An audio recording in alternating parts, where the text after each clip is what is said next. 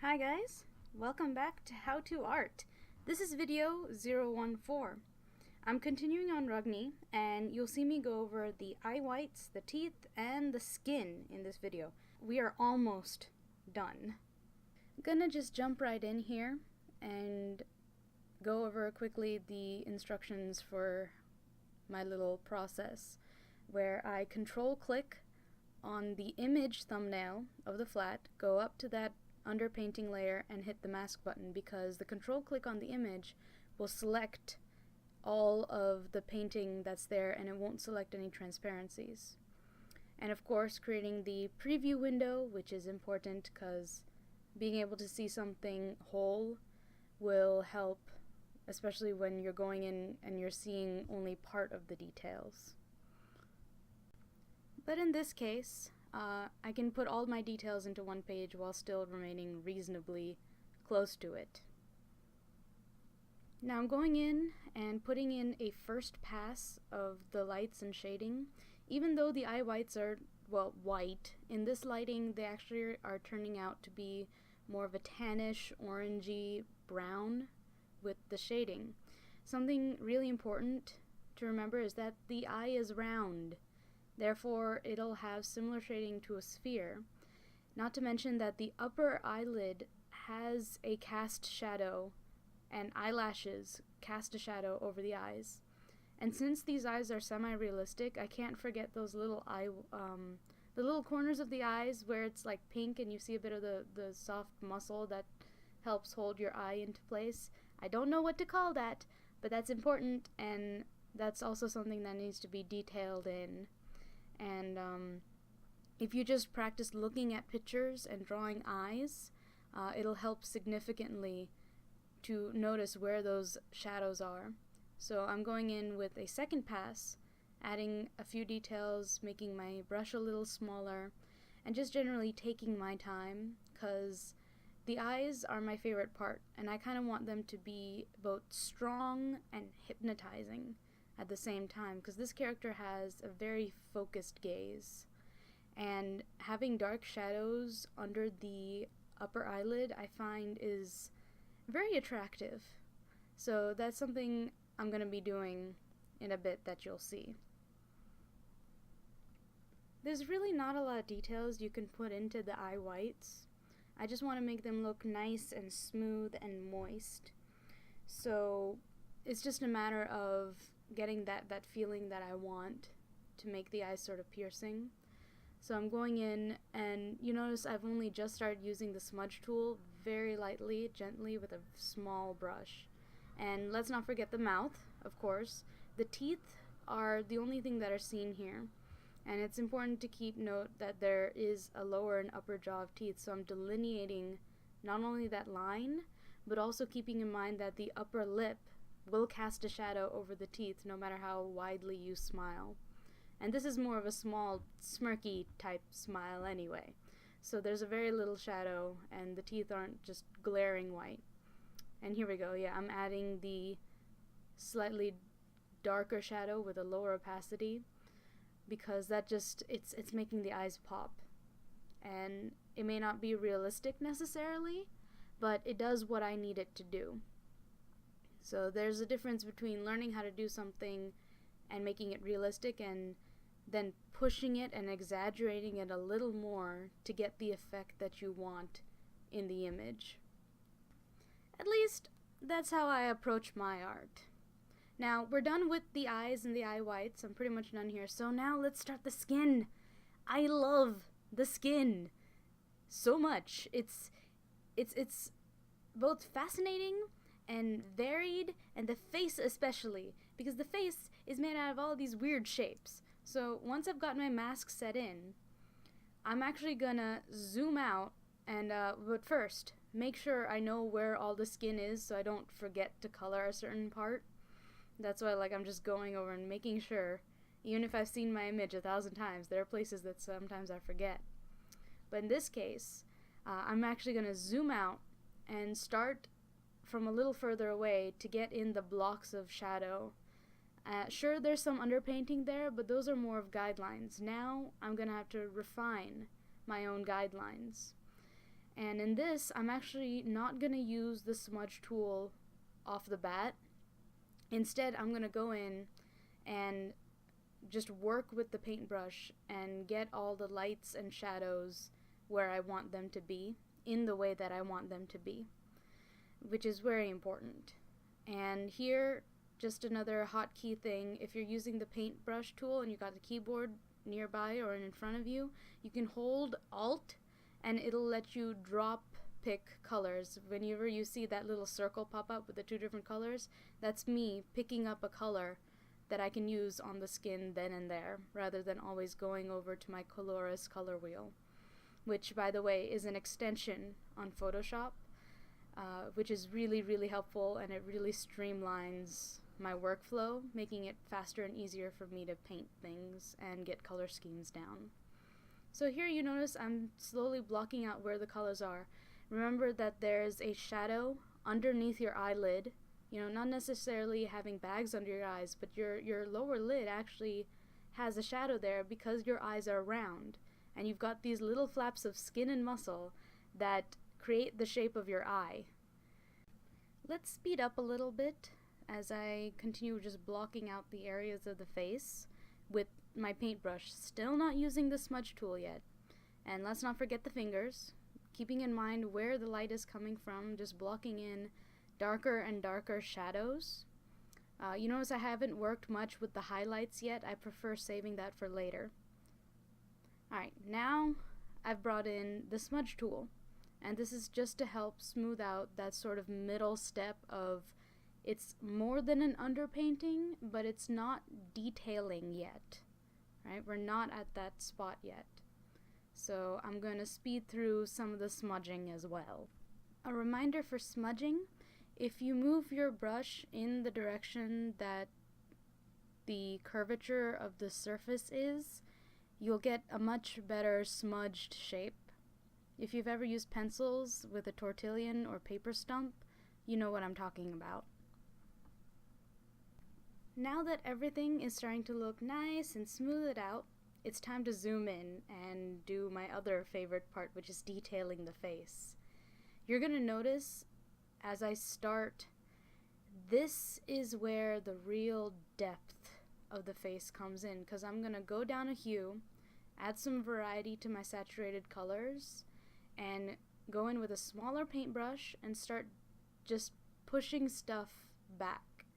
And when I say push stuff back, I mean make it really look like the skin is under the hair. And it's not only just under the hair, there's a little bit of distance there, because her hair's not sticking to her skin. There would be very little cast shadow.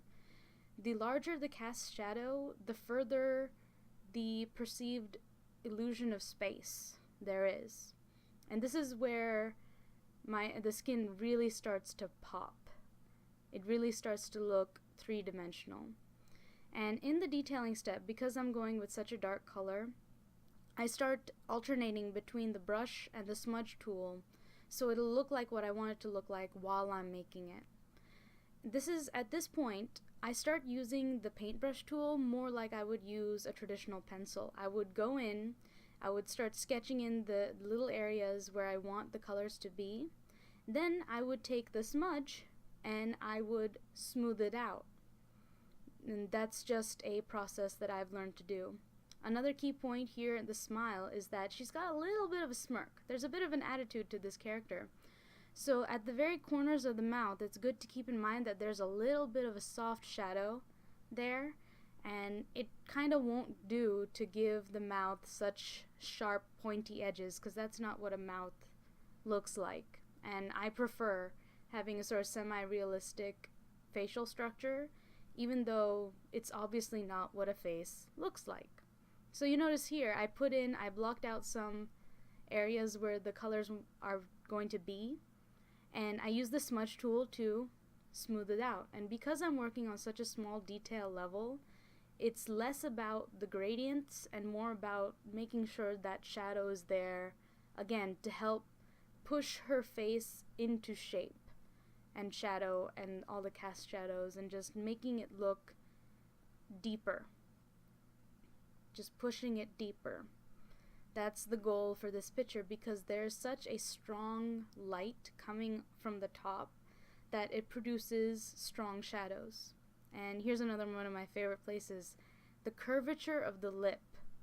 It's just this really interesting amorphous form, and every lip is different, such that the highest point of the lip is what catches the light. So there's a shadow closer to where it starts curving into the mouth, and there's a shadow just underneath where it starts curving into the chin. And the texture, the skin of the lip is slightly different than your normal epidural skin, because actually it's the inner layer of skin that's like on the other side of your skin. That's how my drawing professor once explained it. And now, you notice here, I decided that the highlights were too high on the face, because her face is slightly tucked in underneath that hood. You know, it's still well lit enough so you can see her features, but not so well lit that there's like this glaring highlight, and that's not something I want. So now I'm going to go in with a lighter brush, start blocking out where some of that light is. What's curious is that with cast shadows, there's normally a strong light right next to where the shadow is cast, and that gives the illusion of a line. All lines in 3D are just edges between two shadows. And I also like the highlight of the lower rim of the eyes. I tend to accentuate that.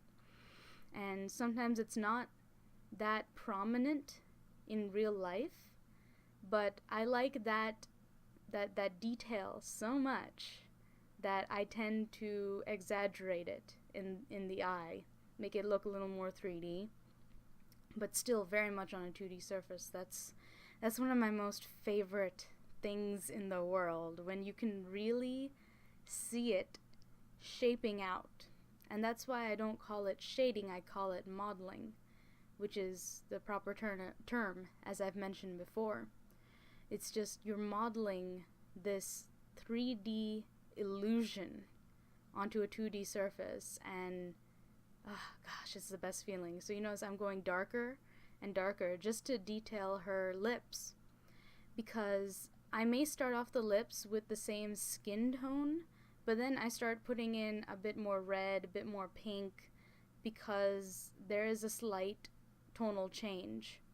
So I go in with a slightly lower opacity brush and shape out the lips. Every so often, it also helps to turn the layer on and off so you can see how far you've come from earlier layers and sort of feel good. So you notice here, as I was talking about earlier, I choose a more redder color, change up the hue a little bit, and give her lips sort of that, not a makeup-y feel. You know, I mean, she could be wearing makeup, but it's more of just trying to find that natural lip color for her ethnicity. She's of Indian ethnicity, so I kind of used my own lips as a reference point. I have a mirror sitting on my desk to help me out with that. But in this case, sort of a dark burned umber red-ish thing seemed to work. Lips, heck, everything on the face is like my favorite thing to draw. I mean, even eyebrows. Eyebrows are interesting because everyone's got different kinds of eyebrows. And now we have the hand. There's not much of a hand in this piece, but that's okay, because in future pieces, I'm sure hands will be a lot more prominent. But again, we're going in and we're detailing, and I'll go into the shape of the hand in more detail in other videos, so I think I'm going to skip through some of the detailing of the hand. I've sped through a lot of the parts of this video. I've also cut out a lot of the longer pauses of the video where I sort of sit back and stare at the image just to not only take a break from time to time, but really look at the image and make sure I'm doing what I want to do. Knowing the underlying structure of the hands and the face, also I want to mention, is very, very helpful to know what catches light and what doesn't. So you notice here, because the hand is small, I'm not adding too much detail. I want her hands to be sort of smooth for this one. And now we're back into normal time, and I'm going in with the final pass of highlights for the face. This is one of my favorite things, because this can be like the cherry on top of the sundae for details. And it's just, at this point, these highlights are the hot spots.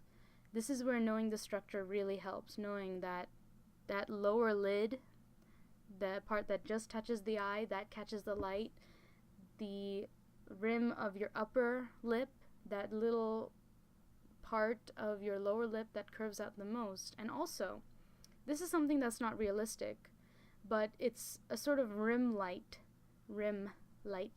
for the face. Yes, there wouldn't actually be a light there, but I need to find a way to accentuate her face from the inside of the cloak, which is going to be very dark. And I don't want there to be, I don't want half of her face to sort of fade into the cloak. I want you to be able to see her features clearly. So in this case, I break the laws of physics and light to add that slight highlight onto the side of her face. And you notice that I went in with the smudge tool, smoothed out some of those extra little highlights that I put in like a pencil. And at this point I discover that there's only one thing left to do, which is great. And I'll be doing that in the next video. So thank you for watching. You can find me on Deviantart, Patreon, and Tumblr. The links are in the comments below. Please remember to rate, comment, and subscribe. Thank you. Bye-bye.